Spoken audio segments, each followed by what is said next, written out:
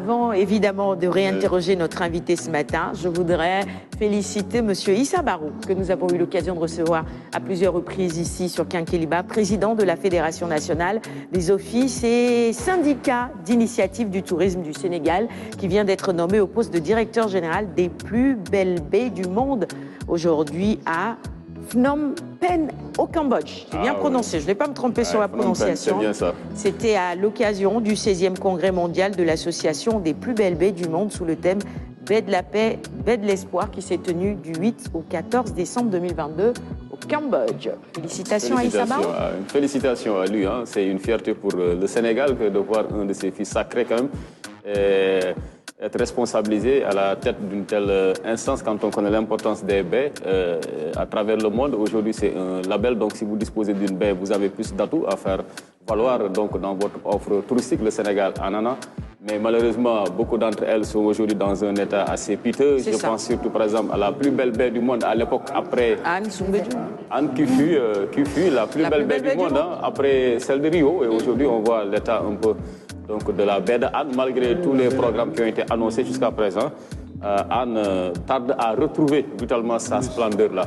Donc le fait donc, de confier cette organisation-là à un Sénégalais, je pense que cela nous permettrait d'avoir beaucoup plus de possibilités de faire beaucoup plus de lobbying à l'international pour la préservation de nos baies. D'autant plus que lui, ici, connaît, je pense qu'il est établi dans la région de Fatick. Et quand on parle de la région de Fatick, il ne faut pas s'arrêter à la ville, au chef-lieu de région, parce que Fatick, quand même, c'est les îles.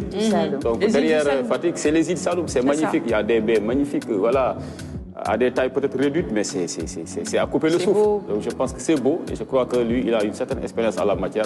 Donc pour relever ce défi-là. Issa connaît bien là-bas. Dernière, on était à cette même période aux îles du Saloum pour faire le Quinqueliba. Oui, c'était durant cette même période. Ça fait déjà un an. Oui, ça fait un an. On a passé d'agréables moments à Toubacouta, je vous assure. Il s'est passé plein de choses extraordinaires. Exactement durant cette semaine-là. Ah oui, émission plateau décentralisé de Quinqueliba à Toubacouta. Vous nous manquez énormément parce que l'accueil était chaleureux. On a vécu vraiment en pleine symbiose avec les populations et la nature aussi. Les abeilles qui nous ont fait du bien.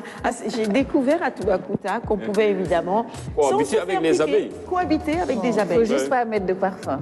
Non, mais c'est ça. Exactement. Vous nous l'avez dit. Vous les laissez tranquilles et vous les laisserez tranquilles. C'est tout. On a fait 90 minutes. Dans le ruche. Le miel.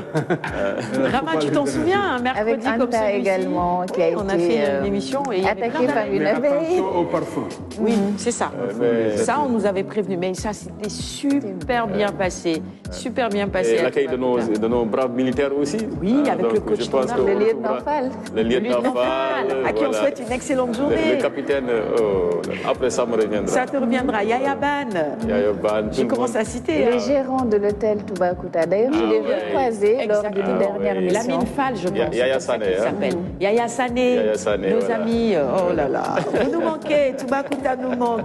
Et justement, je crois que ce prix, c'est encourager davantage les acteurs à faire davantage pour protéger ces baies que nous avons ici. Vous parliez de Soumbédioune tout à l'heure. Il y a beaucoup à faire là-bas. Anne également. Il faut absolument revoir tout ça. Oui, c'est ça. Merci encore et félicitations.